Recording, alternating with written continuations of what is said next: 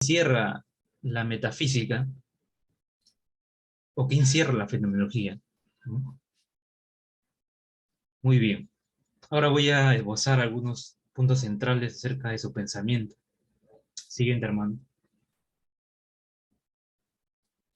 Sartre en el ser y en la nada, bajo mis lecturas, hay que aclarar que yo no soy un profesional y un lector aférrimo de Sartre, sino que bajo mis lecturas y mis apreciaciones consigo cierta idea de la fenomenología.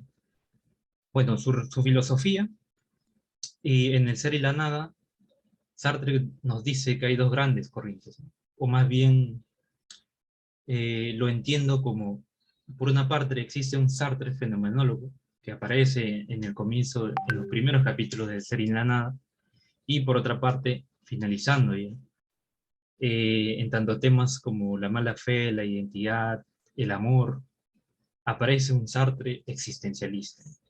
Es por ello que algunos teóricos de Sartre manifiestan que existen dos Sartre, ¿no?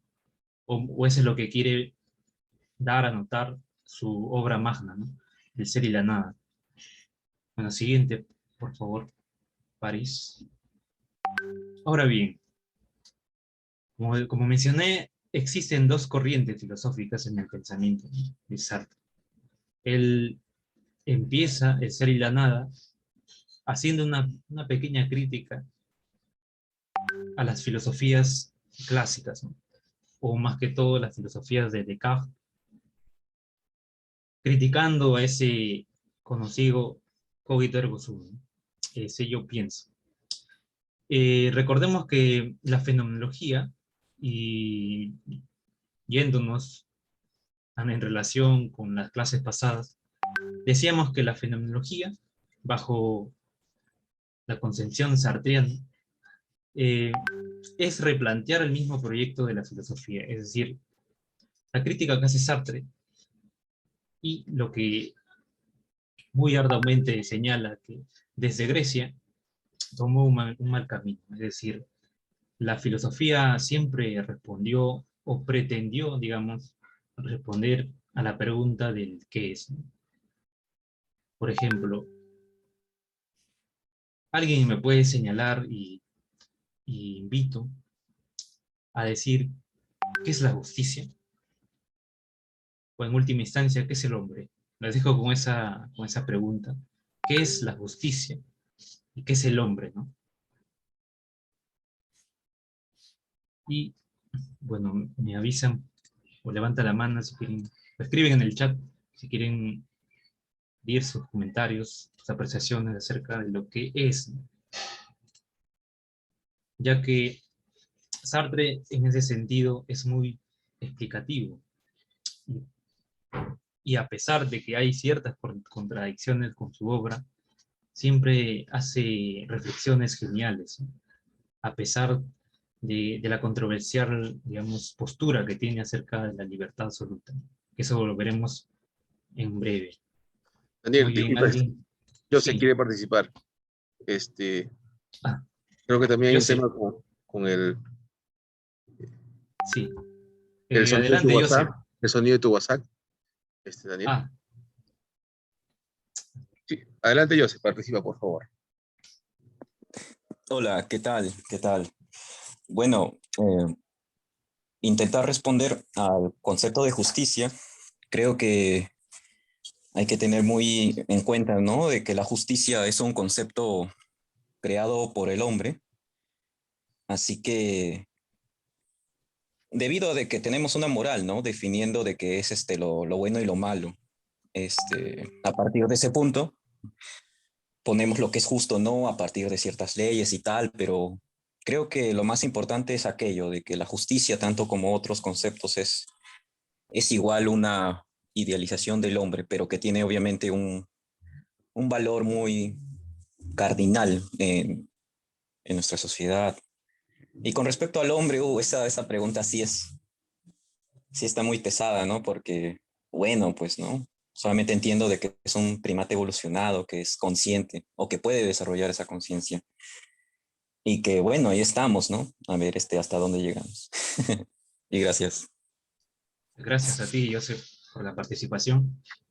Sí, vemos claramente que Sartre mencionaba que lo que es, lo que cualquier hombre, ¿no? Cualquier persona, se refiere a ese objeto del que es algo. Siempre tenemos una concepción, por ejemplo, ¿qué es la ética? Es tanto, o podemos atribuir ciertas características, ¿no?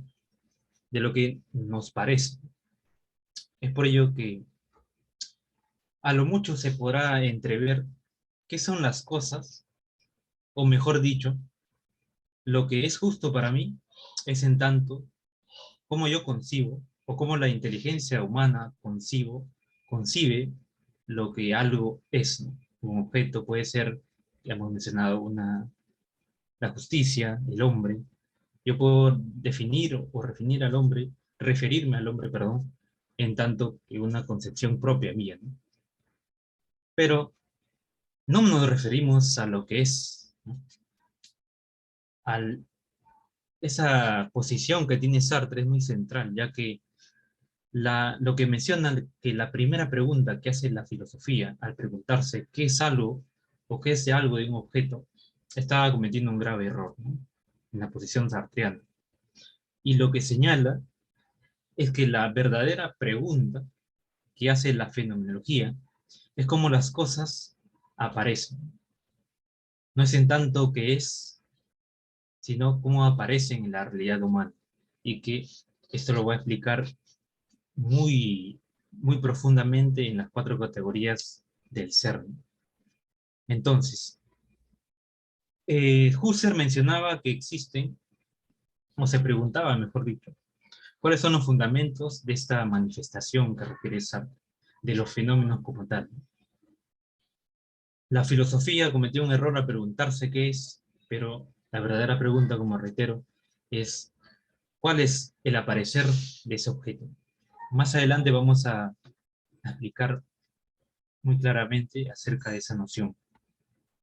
Bueno, en el ser y la nada, bajo mi posición, mis lecturas, Sartre distingue ciertos tipos, no del ser, sino de la, digamos, manifestación de la realidad humana del hombre. Es decir, el ser, por un lado, del hombre, y el existir, ¿no? Y ahí viene su existencialismo. Entonces, sí, siguiente diapositiva, hermano. Entonces, este ser, este ser tiene una característica, o más bien hay una esencia de por sí de ser, ¿no?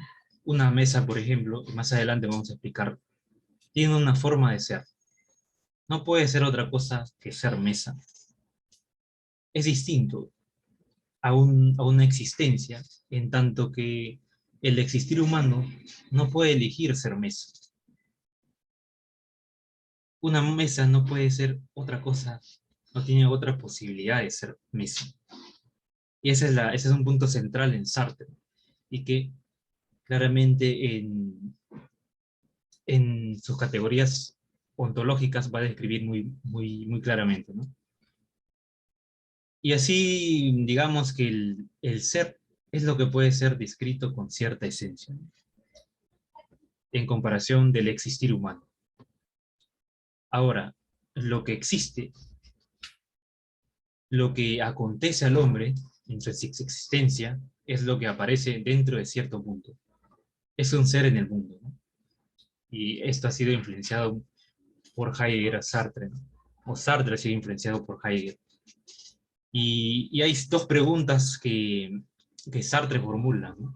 Que quitan el sueño a quien sea. Y Sartre menciona, y distinguiendo el ser del existir, ¿no? ¿Algo puede ser sin existir? Y aquí me detengo para que vayan pensando. Voy a responder las preguntas de Franklin y sus aportaciones, Franklin Trejo, que nos respondía, ¿no? A lo que podemos tener acceso es a los actos justos. La justicia como tal necesita de nosotros para poder ser mostrada.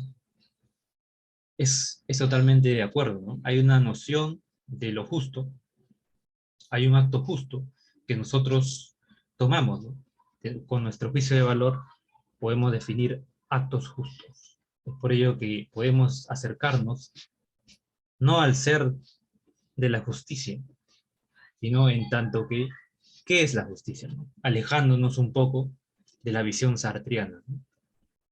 Ahora, Daphne Rupa menciona que se refiere a un concepto imparcial de igualdad y se trata de lo real.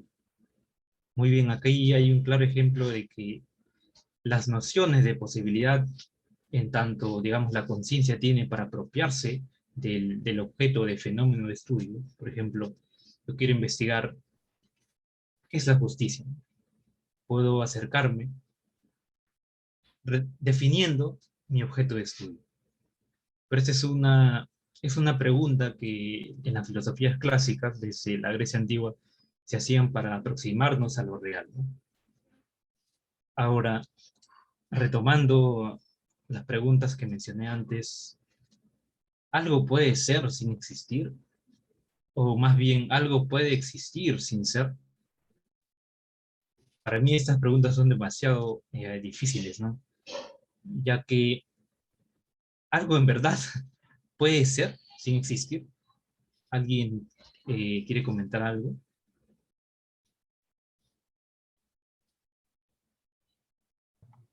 Pueden activar sus Las, micros o por el chat. por favor, las preguntas no tienen respuestas verdaderas, sino vamos a dilucidar el pensamiento sartreano, ¿no?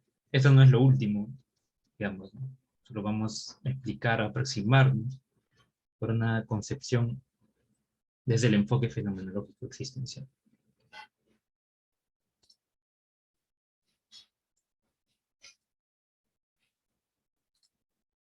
Bueno, yo les voy a hacer voy a tratar de responder la pregunta. Y para Sartre, algo puede ser sin existir. Podemos poner de ejemplo una criatura mitológica, ¿no? En tanto que esa criatura, yo la construyo, ¿no? En el pensamiento, y me refiero a él, en tanto que es dragón, ¿no? Por ejemplo, un dragón. Es dragón. Ese es ya denota el ser del dragón. Pero no existe en la realidad, ¿no? No está, no me aparece como tal un dragón. Entonces la pregunta es si algo puede ser sin existir. Esa es una noción clara acerca de la fenomenología en Sartre, ¿no? Diferenciando ciertas formas de posibilidad de ser y la existencia, ¿no? Esa es muy central, ya que para Sartre hay cierta diferencia, ¿no? Los entes, los objetos del mundo, con la existencia humana, y que eso vamos a abordar más adelante. Ahora, ¿algo puede existir sin ser? Esa pregunta vamos a responderla más adelante. Siguiente, por favor. Muy bien. Como habíamos mencionado, el Sartre postula una corriente existencial en el ser y la nada. Y esta corriente existencial vemos influenciado grandemente por tres pensadores, ¿no? Que es el filósofo Kierkegaard, filósofo danés Kierkegaard, influenciado también en gran medida por Nietzsche y por Fedor Dostoyevsky, ¿no? Y claramente se ve en sus obras de teatro y novelas. Bueno, ahora voy a mencionar una clara o muy conocida frase de Sartre. En los primeros capítulos menciona que la existencia precede a la esencia, ¿no? Para los que no conozcan esa frase, es muy conocida en el pensamiento sartreano y que nos explica mucho cuál es el pensamiento filosófico y ontológico de Sartre. ¿Qué quiere decir que la existencia precede la esencia? Eh, Quiere decir que el hombre, o más bien No hay una naturaleza humana que preceda esa esencia. Y que el hombre está arrojado al mundo, arrojado a sus posibles. Y desde acá se puede entrever la noción de libertad absoluta, ¿no? Hay una libertad absoluta que menciona Sartre, ya que no hay una naturaleza humana que me anteceda, ¿no? O que me preceda. Nadie pensó o creó al ser del hombre, ¿no?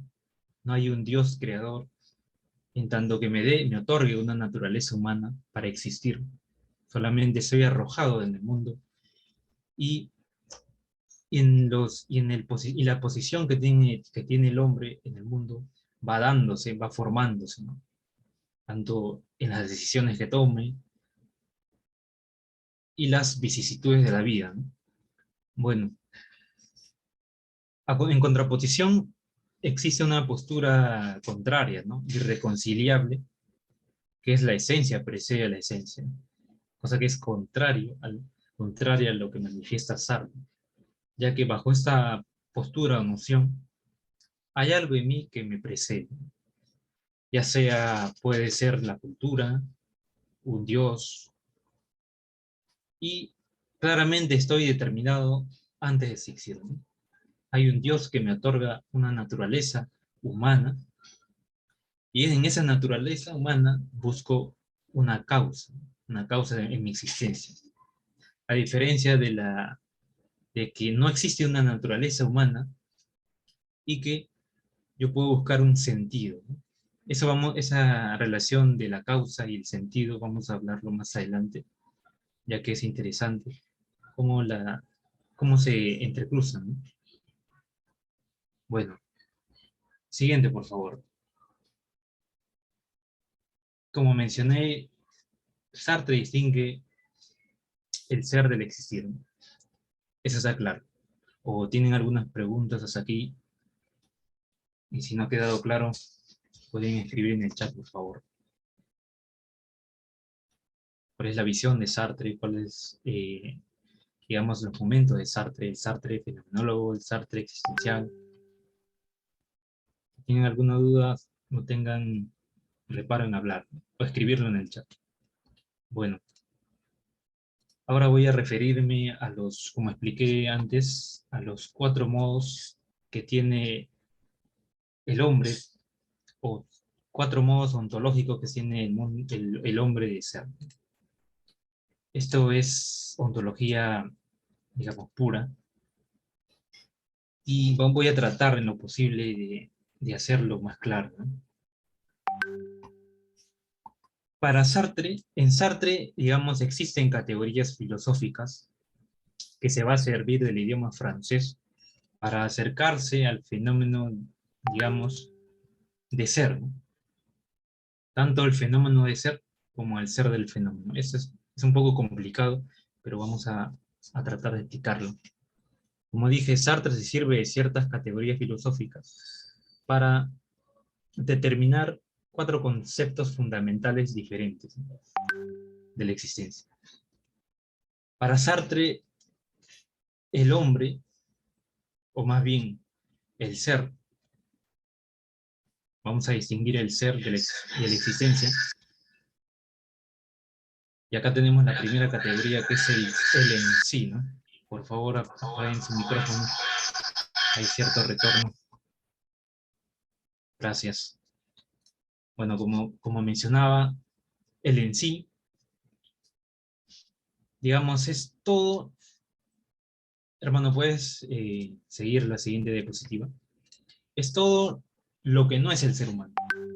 Por ejemplo, en la imagen vemos una mesa, ¿no?, como explicaba anteriormente.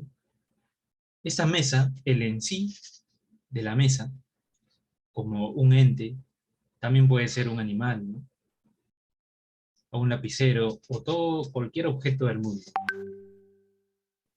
Es un en sí porque no tiene otra posibilidad de ser. Esa mesa no puede ser una silla, por ejemplo, ¿no? Me refiero a la mesa como mesa, es mesa. Es por ello que esta categoría es central. Y así Sartre se refiere al ser de las cosas o al ser de los fenómenos en tanto que en el en sí. Ahora, existe otra categoría que es la nada, tal como postula en su obra, El ser y la nada.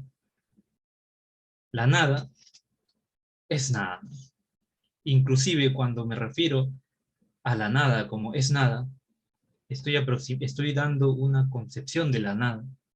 Y en tanto que me refiero a algo como un algo, la nada, no es la nada. Aquí no vamos a enrollarnos porque no es tan sencillo, ya que explicar la nada tiene un capítulo entero. Pero dejémoslo así, la nada es en tanto que nada. La tercera categoría que hemos explicado es el para sí. El para sí en Sartre es la realidad humana. Todas las vivencias afectivas, todas las esferas estéticas y afectivas que tiene el ser del hombre se ven entrevueltas aquí, ¿no? La realidad humana, la cosa, Sartre menciona que no es lo que es, ¿no? Y esto claramente se aproxima a la idea de libertad, ¿no? Yo no me determino como algo que soy, porque en el constante elegir en la vida, voy dándome a través de la elección una forma de ser. Por ejemplo, yo me rapo la cabeza. Ya no tengo pelo. Ya dejé de ser lo que fui, ¿no? Y en ese sentido, hay una pregunta central que menciona que yo les pregunto, ¿no? ¿Yo puedo dejar todo lo que soy? Yo puedo dejar, por ejemplo, de ser estudiante, de ser peruano, o de ser un profesor, ¿no? Alguien que me responda, por favor. Yo puedo dejar de ser algo, o yo puedo dejar todo lo que soy, porque cada uno tiene una posición. Franklin Trejo dice no. Muy bien. Pero en Sartre, la noción, por eso ese es un punto que yo tengo una opinión personal sobre Sartre, que este sentido de libertad absoluta es radical, ¿no?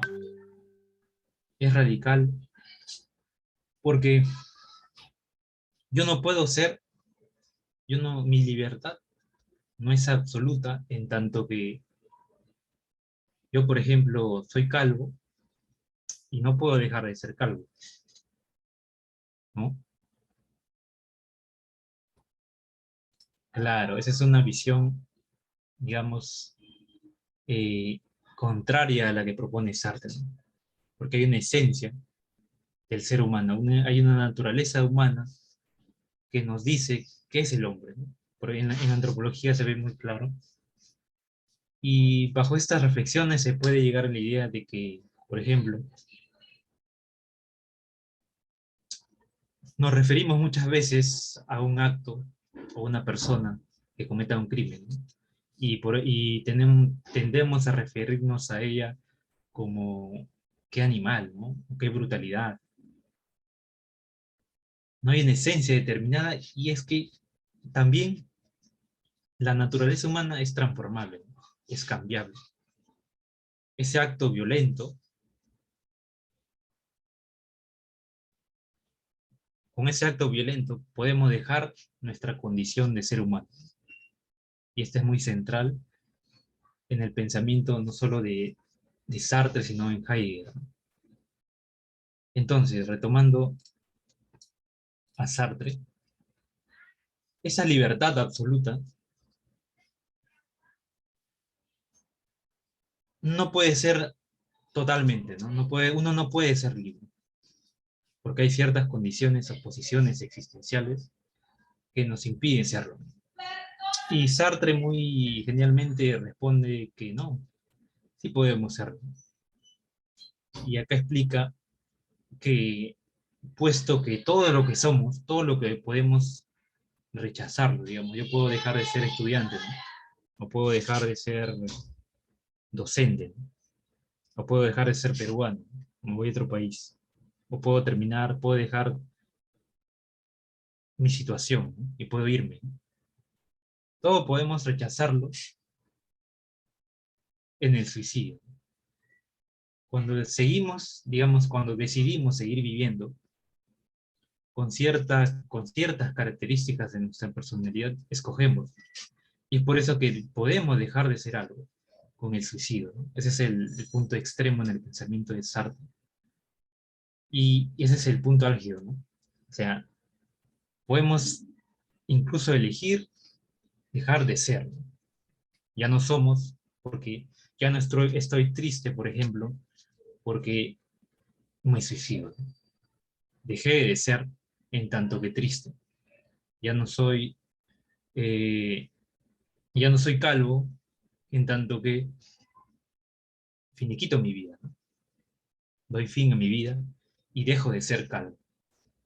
Es por ello que la radicalidad en el pensamiento de Sartre, en tanto a esa libertad absoluta que él propone.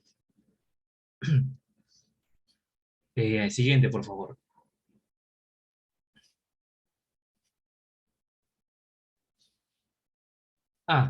Antes de pasar al siguiente tema, habíamos quedado que el para sí, habíamos explicado el para sí, ¿no? Ahí salió la noción de la libertad absoluta del sujeto.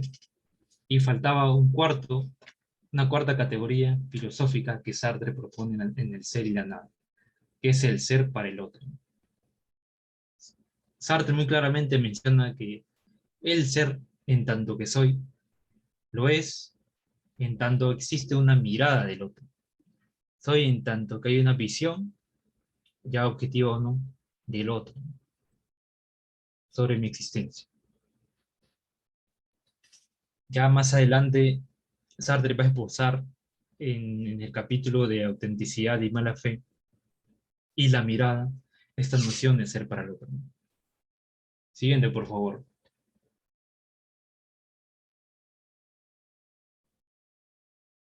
Ya, el problema del amor.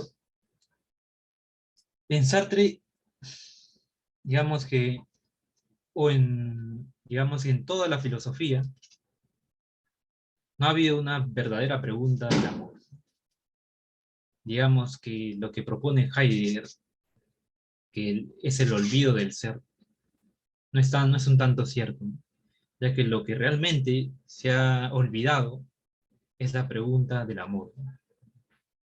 Hay un olvido total, pero en Sartre no. En Sartre, y si no me equivoco, en Spinoza.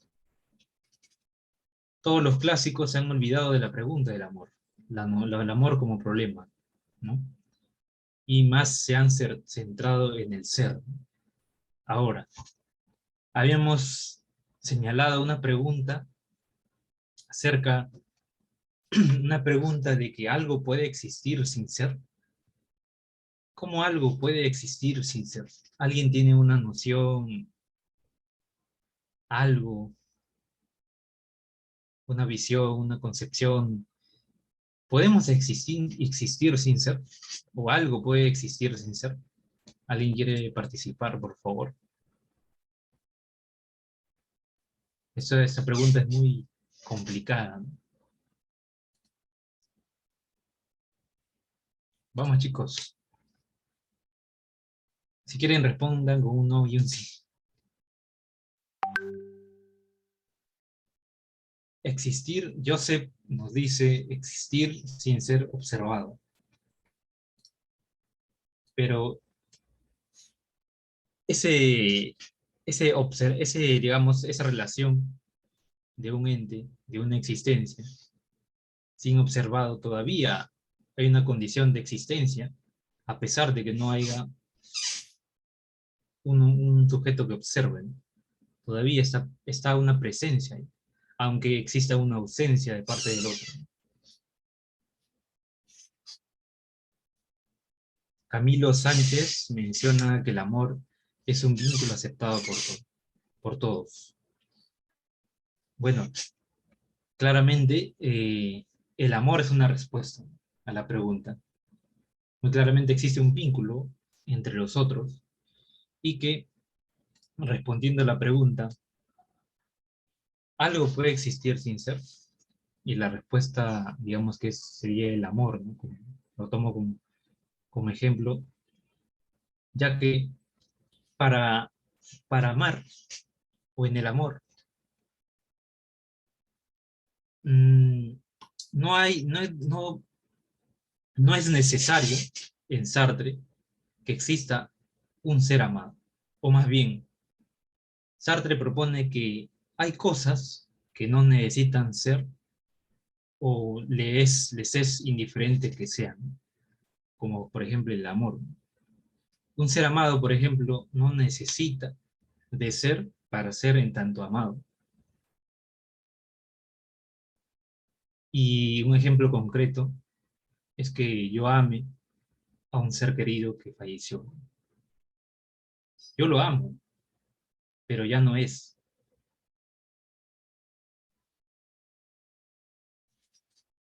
No necesita de condición de amante para yo amarlo. Y en ese sentido, Sartre menciona que no hay una ontología del amor como tal. O sea, no hay un ser amor. No existe, porque no necesita una posibilidad de ser, ya que escapa a la comprensión ontológica de ser. Porque el amor antecede.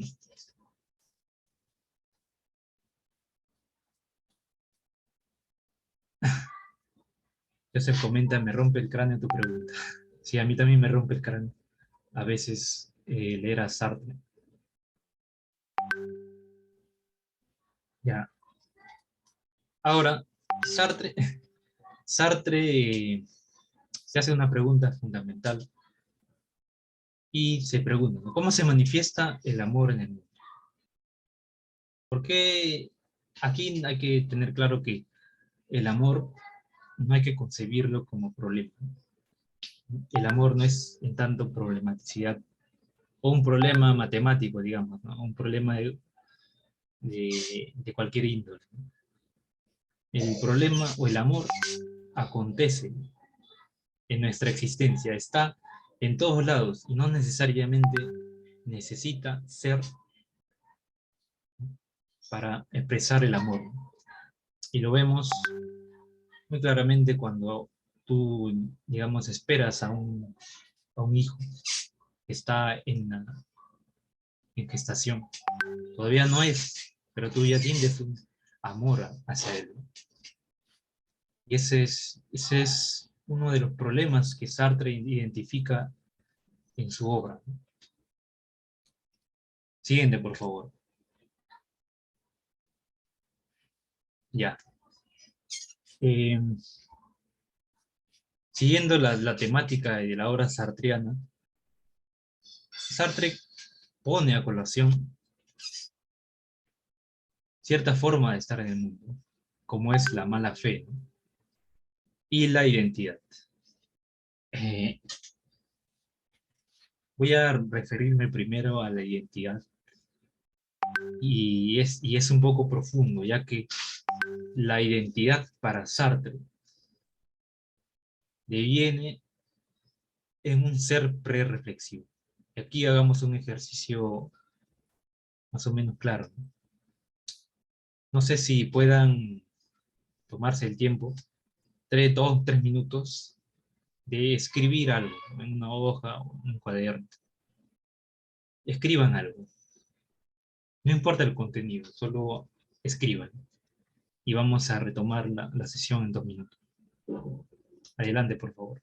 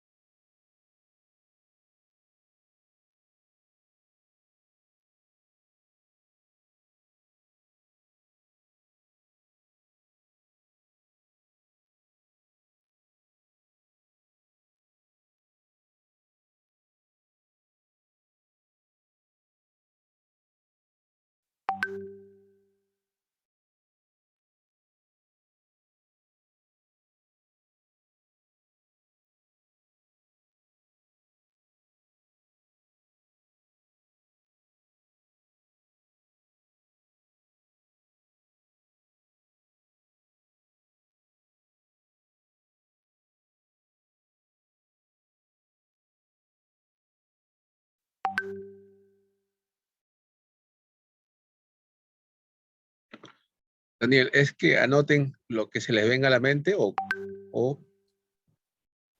Que redacten o escriban algo que se les venga a la mente. Solo la intención es que escriban algo ya, para, cualquier sí, pensamiento? cualquier pensamiento puede ser un pensamiento. ¿En relación a esta Y por palabra de ahí, ahí o cualquiera? no, cualquier cosa que se le venga en mente. Solo el acto de escribir. Ya, correcto, gracias. Que ejecuten escribir.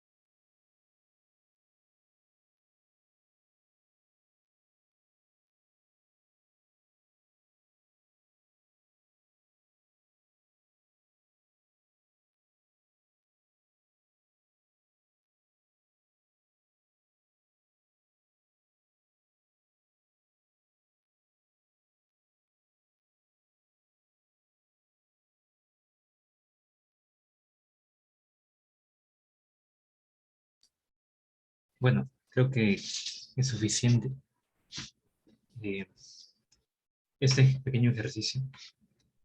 Y a ver, ¿quién quiere expresarnos su experiencia? ¿No?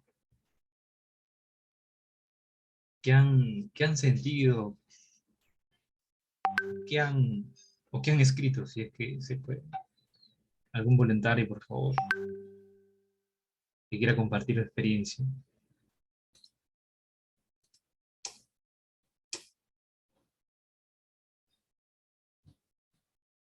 Joseph, adelante, Joseph. Bueno, es un poco, no, sí, es un poco random cuando uno escribe, ¿no? Pero sí he podido escribir algo de lo que, bueno, ¿no? Las ideas fluyen y es esto. En una noche estrellada intento elevar mi existencia y encontrar serenitud. Si el amor, responderme si el amor o el reproducirme es algo cardinal en este camino. Solo sé que ante todo el caos me servirá el techado de virtudes y conocimientos que voy adquiriendo. Y es todo lo que pude pensar en ese momento. Gracias, gracias, Joseph. Gracias. Ahora sí voy a decirles la intención, perdón, voy a decirles la intención de lo que han realizado, ¿no? El acto de escritura. Ya que si no es imposible aproximarnos a la concepción del ego o del yo que sostiene Sartre. En la identidad, para Sartre, parte del reconocimiento de un sí mismo que tiene la conciencia, ¿no? Que tiene la conciencia posicional del mundo y de otro. Tanto el sujeto o los hombres son conciencia posicional del mundo. Ahora, este ejercicio nos faculta y nos dice que toda conciencia de un yo, o más bien, todo acto realizable, no necesariamente hay una conciencia reflexiva de él. Por ejemplo, cuando estaban escribiendo, no aparecía una conciencia de un yo que se me refiera como yo en tanto que escribo. Somos con la escritura. No nos preguntamos a nosotros mismos, estoy escribiendo. Más bien, estamos, ah, mi WhatsApp suena, pero no sé, parece que los he cerrado todos. A ver, un momento, por favor.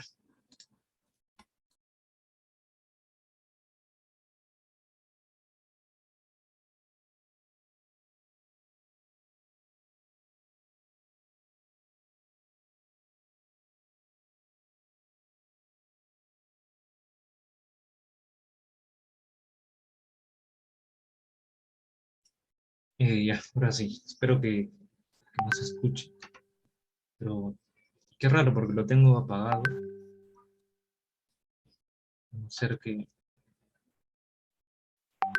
Sí, continuemos, Daniel. Ya, no sé la razón en verdad, o sea, por qué suena tanto. Bueno, como decía, ese ejercicio de escritura nos revela que la conciencia de ser en tanto que escribo, nosotros no vamos en la vida, digamos, reflexivamente, ¿no? Es decir, yo cuando bajo, por ejemplo, una escalera, no voy diciéndome a mí mismo, yo estoy bajando una escalera, sino que me dejo llevar por esa actitud natural o pre-reflexiva que refiere Sartre al referirme a las cosas, ¿no? Cuando leo, no hay un yo que va leyendo, o más bien, no hay una conciencia que diga, yo estoy leyendo algo, ¿no? Sino que me dejo llevar en la lectura. Ahora,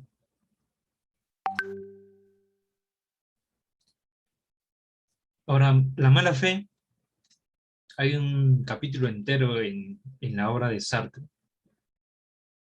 que, digamos, por tiempo no voy a poder explicar a profundidad, ya que sería una hora completa. Hay no solo la mala fe, hay la autenticidad, la mirada y el psicoanálisis existencial que, siguiente por favor, hermano,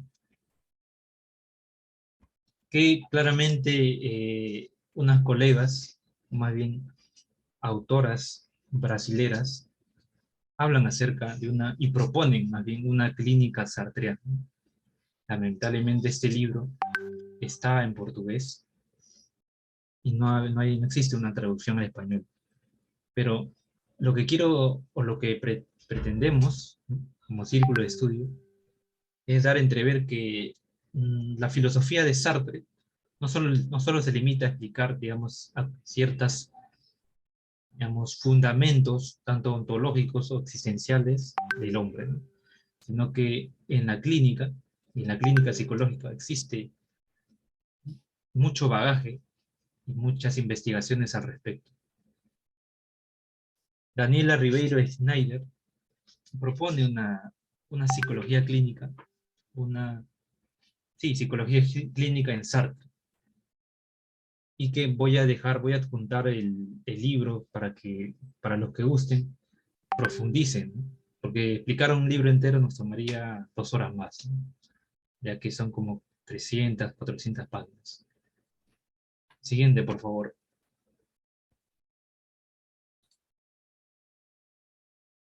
Ahora, ahora tomamos al otro representante de la escuela francesa, que es Merleau o Maurice Merleau-Ponty. Merleau-Ponty, curiosamente, ha tenido una amistad grande con Sartre, ya que ellos dos han sido, digamos, franceses coetáneos que recibieron una similar formación del pensamiento allá en esa época imperante del pensamiento cartesiano. Y ellos conjuntamente van a cuestionar al cogito ergo sum de Descartes, ¿no? O Descartes. Pero, siguiente, por favor.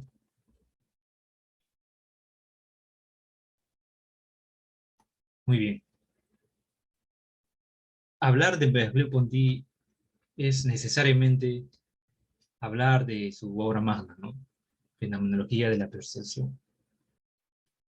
Es indiscutible no referirnos a Merleau-Ponty si no tomamos cuenta esta obra, ya que en ella nos va a proponer una visión del cuerpo, la corporalidad o lo que se entiende o lo que se entendía anteriormente como cuerpo-objeto, ya que la medicina ve en tanto que cuerpo físico, ¿no? O corper, como se refiere.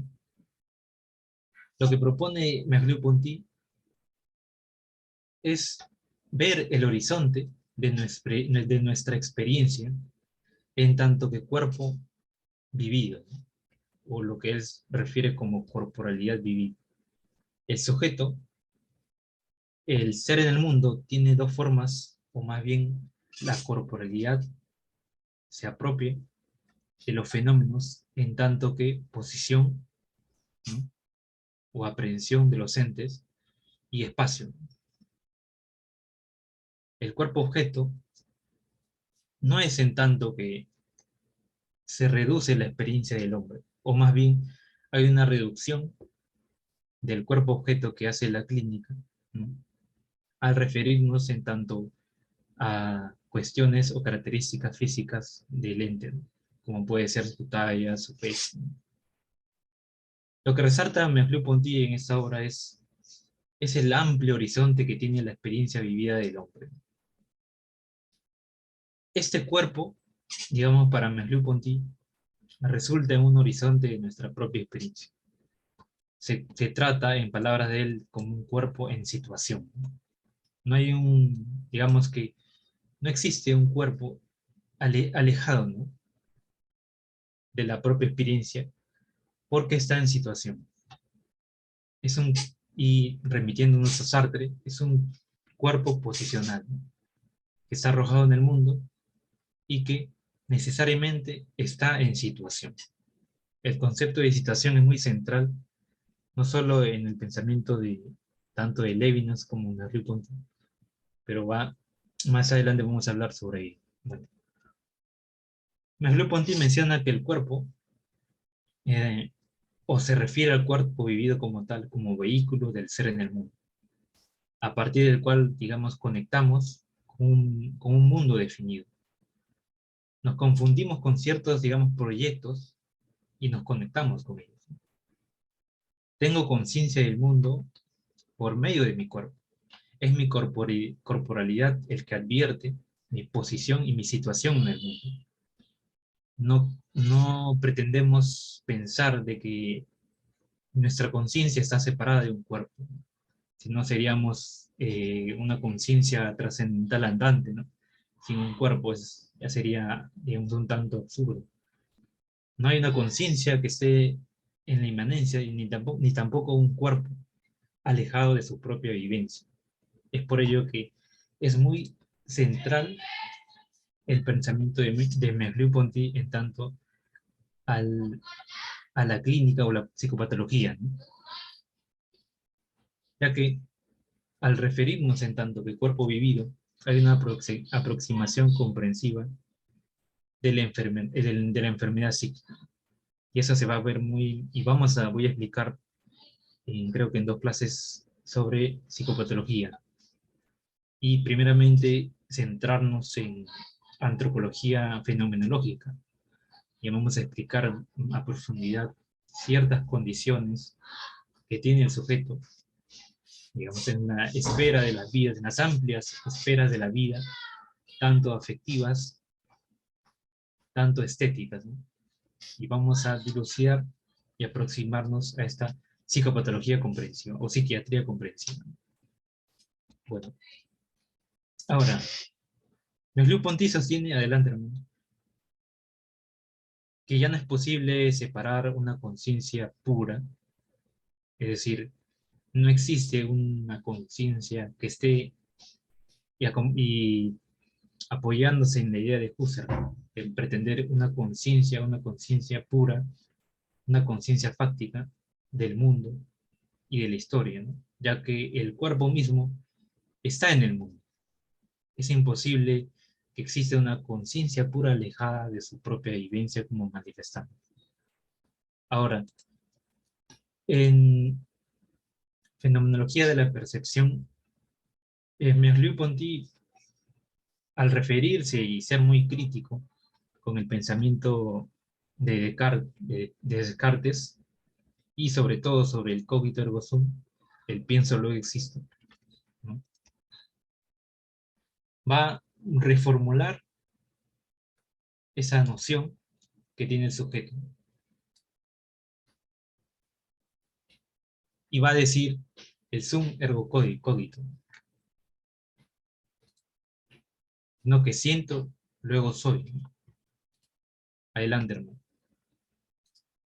Este estudio de la corporalidad y la percepción nacen de una crítica epistemológica, ¿no?, hacia lo que comprendemos como percepción.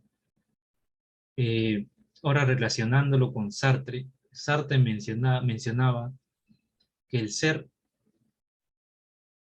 no es un aparecer, ¿no? O más bien hay una trampa que él tiene el ser para dar forma a su ser. Es decir, el ser no es tanto percibido. No fundamos el ser, por ejemplo, de una mesa, en tanto que yo la veo o la percibo como mesa. En ese sentido, hay cierta opacidad que tiene la conciencia para referirnos no solo a las cosas del mundo, a los entes, sino, por ejemplo, a las afecciones, ¿no? Por ejemplo, a la tristeza, a las depresiones, ¿no? Todo lo que concierne a las enfermedades, ¿no? Y, y hablar, digamos, sobre las afecciones abre un panorama totalmente nuevo. En la filosofía, digamos que su primera intención de comprender las cosas, como habíamos mencionado, es referirse a la pregunta de qué es, ¿no? Posteriormente, la fenomenología se centró en dar cuenta de del aparecer de los fenómenos. En última instancia, y esto ya bajo mis lecturas de algunos autores o filósofos contemporáneos, sostienen que la filosofía, o hay un interés nuevo acerca de las afecciones, ¿no? Lo que entendemos como la esfera afectiva, ¿no?, de las afecciones. Y hay una propuesta filosófica de las emociones. Es, digamos, curioso ver cómo es los primeros pasos de estos filósofos para llegar o entrever cierta estudio de las emociones, en tanto y, digamos, servirnos de la fenomenología, ¿no? Ahora, como mencioné, el cuerpo vivido es distinto del cuerpo objeto. El cuerpo vivido, como el estudio de la corporalidad y la percepción, podemos concluir, y ahí lo relaciono con la enfermedad. Yo la semana pasada compartí un ensayo, al parecer, acerca de la enfermedad desde un punto de vista merleau-pontiano, y nos explica que la ciencia moderna eh, tiende a definir la enfermedad mediante lo observable, ¿no?, lo verificable, lo localizable. Allá tenemos que determinar cierto, digamos, psicopatogénesis del enfermar psíquico para pretender entender esa padencia, ¿no?, o esa dolencia del enfermar psíquico. Y vemos que bajo estas posturas, no solo desde el punto de vista de Merleau-Ponty, sino desde la psiquiatría antropológica actual y contemporánea, esa visión de la enfermedad como verificable y observable, en tanto que las emociones de los afectos, o más bien la psicopatología de las afecciones, no hay una aproximación sólida, ¿no? No podemos, hay un error metodológico al pretender acercarnos al enfermar psíquico, en tanto que sigamos con la clásica visión de lo meramente observable, verificable y localizable. Clorinda Aquino menciona que somatizar es una forma de responder en el cuerpo. Totalmente. Totalmente. Es una respuesta del cuerpo. Es por ello que, y reitero, ¿no?, el cuerpo vivido no está ajeno de su propia vivencia. El cuerpo objeto tampoco está ajeno de su vivenciar psíquico, ¿no? Es por ello que no andamos en la vida, digamos, aluyendo o refiriéndonos nosotros a una parte de nuestra corporalidad, si no la vemos como una totalidad, ¿no? Y ese es en el pensamiento merleau-pontiano, la corporalidad es entendida el cuerpo vivido es entendido como una totalidad, ¿no? A diferencia del cuerpo objeto, que puede ser estudiado desde la anatomía, ¿no? Y hay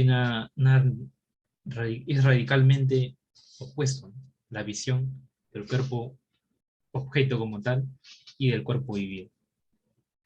Siguiente, por favor. Bueno, aquí, como para centrarnos ya, y como propuesta, desde el punto de vista de los autores que he mencionado, y refiriéndonos a las afecciones, y es notable el interés de la filosofía actualmente y de la psicología, dar a cuenta, ¿no?, las afecciones. En ese sentido, hemos de decir que el ser, el sujeto, la persona humana, no solamente es un ser en sí, ¿no?, o un ser para sí, ¿no? Y bajo mi opinión es un ser en tanto que podemos, y bajo el pensamiento de Merleau-Ponty, es un ser sufriente, un ser que padece, que se duele, un ser doliente, un ser amado, o referirse al mismo como un, un yo egológico. Es por ello que es importante, y en lo que se refiere a las múltiples esferas de la vida del sujeto, como mencioné, ya sea tanto estéticas como afectivas, y que en la antropología comprensiva esta se conoce como los órdenes del existente, ¿no? Es por ello que la filosofía contemporánea ha vuelto a ver a las afecciones, a las emociones, todo lo que comprende la esfera vital de las emociones, y y entendida como órdenes del existente, no solo es un ser, como habíamos mencionado, un ser que está en inmanencia, ¿no? Y es por ello que hay una gran labor, y desde mi posición, no solo como centro de estudios de fenomenología o como círculo de estudios, no solo es deber, digamos, pretender repetir, digamos, autores, ¿no?, sino lo que se pretende es eh, no solamente, digamos, ser hermeneutas de ciertos autores, sino dar un giro, ¿no?, proponer nuevas propuestas, así como las autoras en Brasil propone, y la fenomenología como enfoque es muy rico, ¿no?, es muy rico. Y no solo desde el punto de vista teórico, ¿no?, porque digamos, desde la psicopatología en amplia y desde la psiquiatría hay trabajo muy arduo, ¿no?, y entender ciertas afecciones del sujeto es una labor titánica, ¿no? Siguiente, por favor. ¿Hasta aquí alguna pregunta? ¿Algún comentario? ¿Han entendido la posición merleau-pontiana? Y cualquier duda, pregunta, pueden activar sus micros o escribir por el chat. Por los dos lados se les atenderá. ¿Está clara la noción del cuerpo objeto y del cuerpo vivido?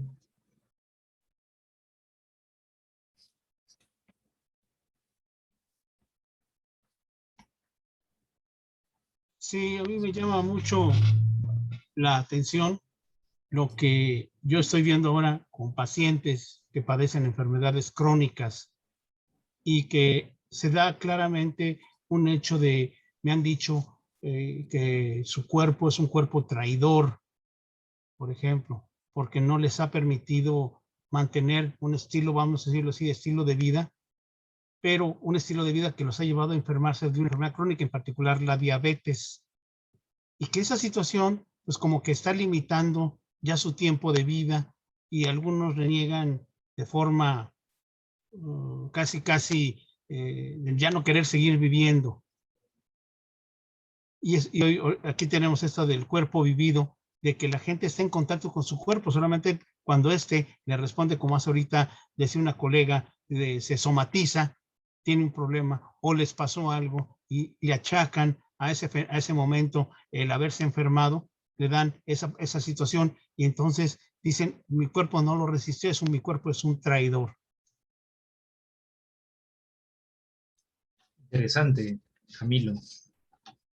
Vemos que en el padecimiento de ciertas enfermedades, el cuerpo vivido es experienciado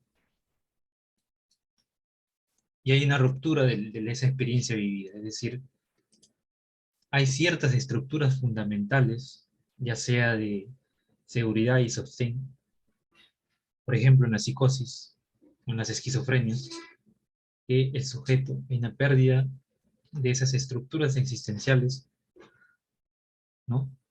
Hay una, digamos, hay un quiebre en ese experienciar en donde nace puede ser una causa, ¿no? Pero todavía estamos lejos. La psicopatología todavía no hay un consenso, ¿no? Acerca o a explicar ciertos fenómenos psicopatológicos, ¿no? Es por ello que la psiquiatría contemporánea por lo menos, se sirven de esa aproximación comprensiva del hombre. Y esto vamos a explicarlo muy claramente en la clase en donde voy a hablar sobre antropología fenomenológica de Yoxud, que es un autor crucial, ya que nos explica todos los órdenes del existente, ¿no? Y en base a esos órdenes del existente, como el sujeto, al perder ciertas estructuras fundamentales, pierde, digamos, esa seguridad y esa posición existencial de estar seguro en el mundo, ¿no? Y así se produce la enfermedad. ¿Alguien más quisiera compartir una opinión acerca de la exposición, alguna pregunta? Sí, todos son bienvenidos. Opiniones, réplicas, preguntas, dudas. Hay que aprovechar este espacio que estamos aquí abordando este tema tan bonito y a la vez tan complejo también, ¿no? Sí, Sartre ha sido una labor, en cuanto a mí como mi posición de estudiante, tomar o retomar a Sartre, porque ya había tenido una afinidad con él, y retomar ciertas nociones y tender un puente, ¿no? Para esa psicología, digamos, psicoanálisis existencial que propone Sartre. No ha sido una labor fácil y que sí, que pedagógicamente es una labor grande, ¿no? No sé si ha sido claro, si hay ciertas dudas, coméntenme, por favor, para poder explicar.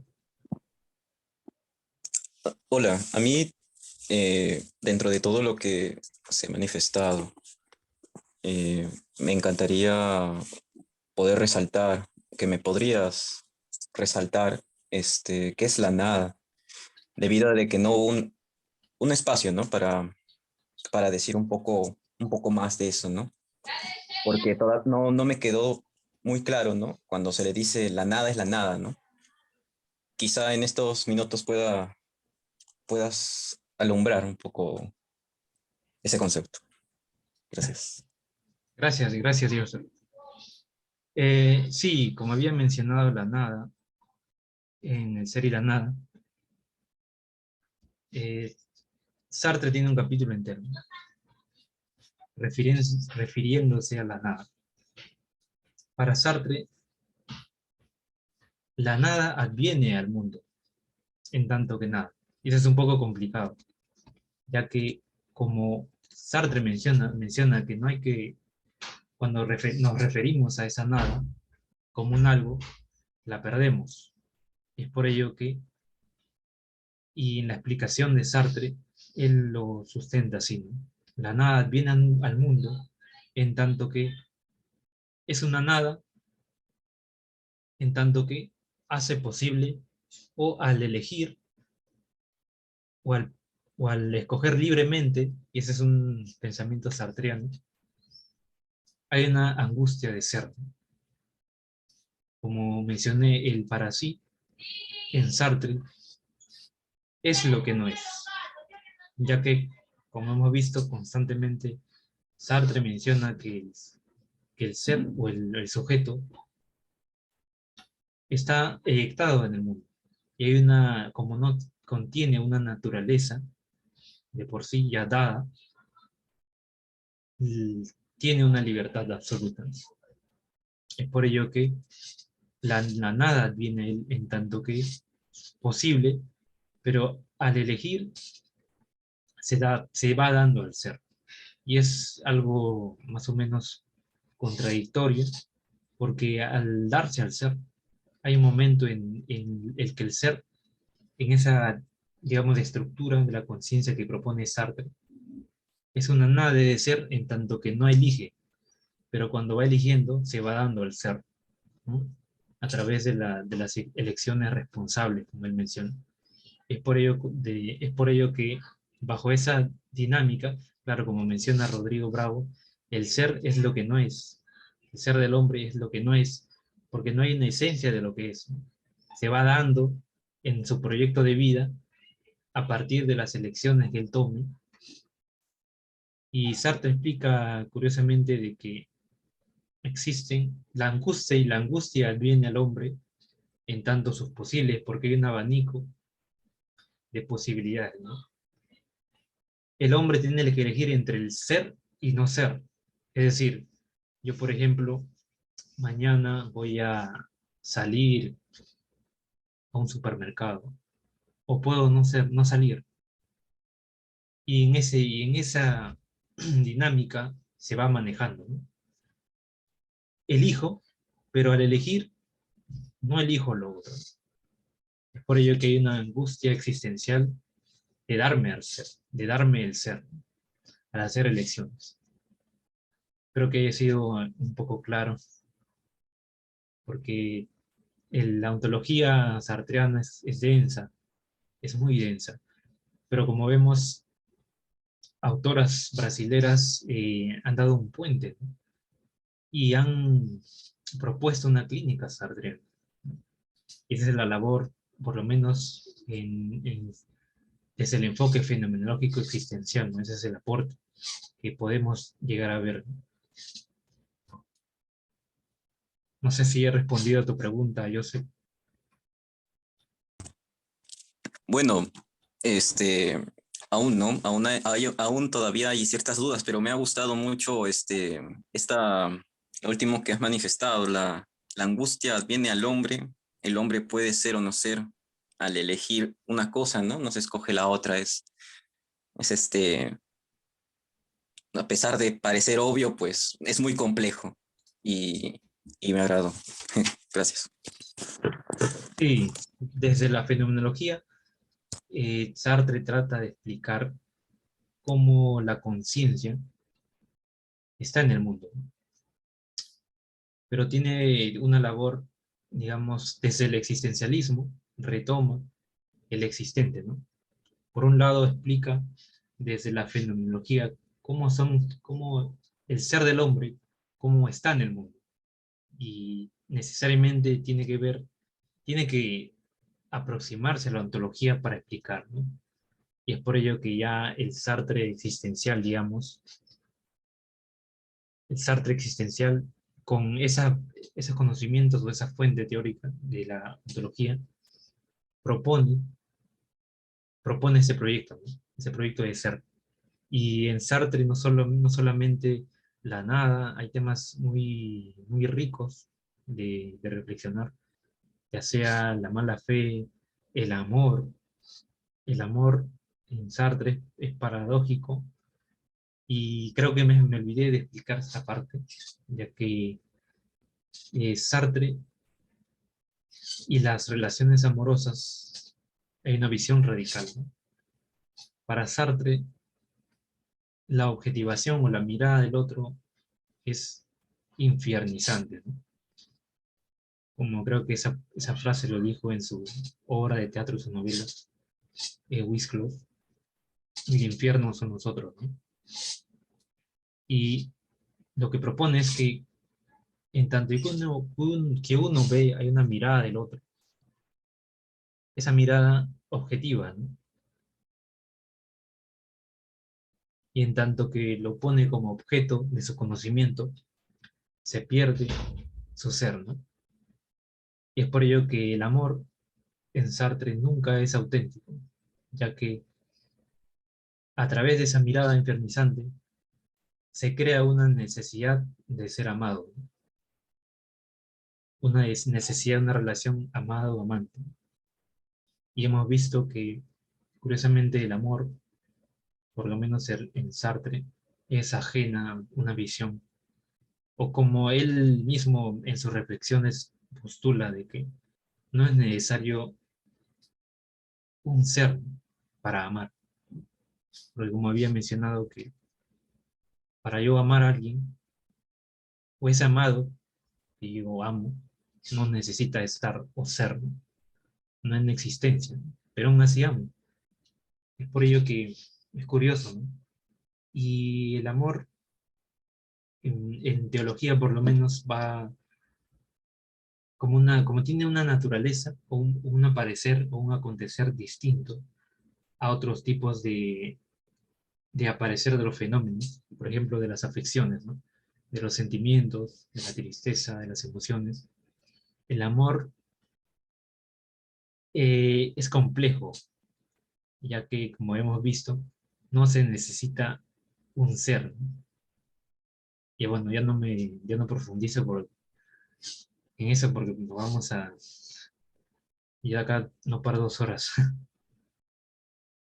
Muchas gracias a todos. Si no hay ninguna pregunta más, les agradezco el tiempo, el espacio, la disposición, la escucha. Y agradecido, ¿no? Muchas gracias por la atención.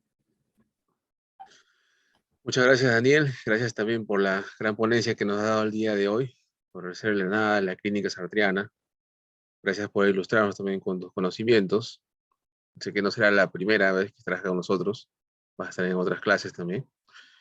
Y bueno, ya llegando a las 8:30, si ya no hay más interrogantes, dudas o comentarios, ya estaríamos dando por finalizada la sesión del día de hoy. Decirles que igual, en los días venideros pasaremos una encuesta para que nos puedan seguir apoyando, ¿no? En poder responder a las interrogantes y nosotros también podamos seguir mejorando. Es muy importante también saber sus impresiones y sus comentarios sobre lo que se está desarrollando en el programa de CEFEX. La siguiente clase estará a cargo de Joel Rivera, que abordará el tema de fenomenología y hermenéutica, un tema también muy importante y bonito también. Y bueno, sin más que decirles, y deseándoles un buen fin de semana, será de aquí a 15 días. Muchas gracias. Hasta luego con todos. Muchas gracias.